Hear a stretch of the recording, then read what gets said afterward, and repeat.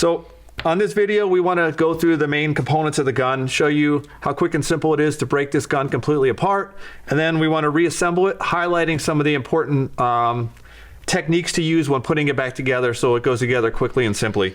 So Chris, why don't you walk through breaking this gun apart for us? Sure, real simple, like I said, Nick. So first we'll start with our air cap and mixed chamber assembly. Doesn't come apart, use your nut driver to get that off, and just simply take that out, and there's your air cap with your mixed chamber. Next we'll take our hose manifold off. This is just one bolt down here. We'll loosen that up. Disengage. That'll come with that. The bolt is captured so it won't fall out. So there's your hose manifold. Next, we'll take our cartridge off. This is just simple, a quarter turn. We'll pull it right off. Next, we'll do our back cap assembly. On this one, make sure that your safety stop is in the spray position, and that would be at 12 and 6 o'clock, like you see here. And just simply unthread your back cap.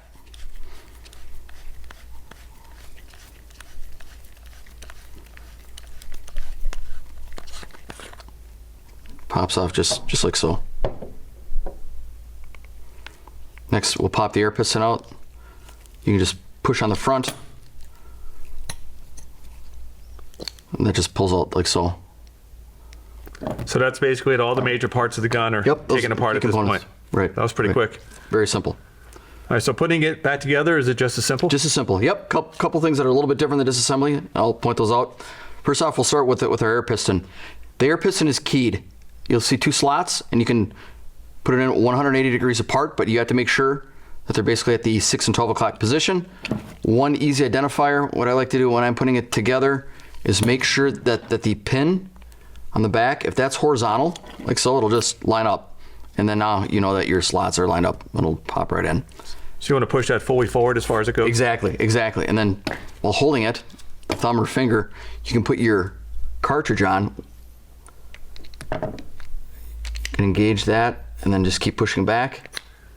And now that's engaged. And that's so locked. as you push back, it is going to slide that piston back a little bit. You want to have a little resistance on the piston with your hand, but not preventing it from moving. That's correct, Nick. Yep.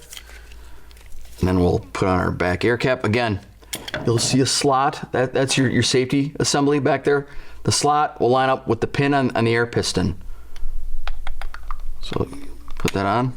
So in order to get that slot that line up with the air piston correctly, it's always important to put your ProConnect style cartridge on first. That positions the piston in the exact location for the rear cap to go on smoothly. Goes on much easier. Yes, it does. Now it's possible to put the rear cap on without the cartridge, but you might have to jiggle the safety stop a little bit, right? You might have to hold the safety a little bit till it engages, and then you can thread it all the way back. But this way is easiest, like you mentioned. Right. Yep. Now we'll go back. We'll do our hose manifold. So one item to note here, there's some ball checks here.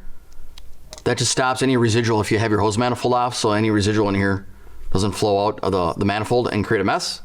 And when you assemble it, these check housings, these basically open those check balls to allow fluid flow. So they're spring loaded, so you'll feel some resistance as you push this down. I'll show you here.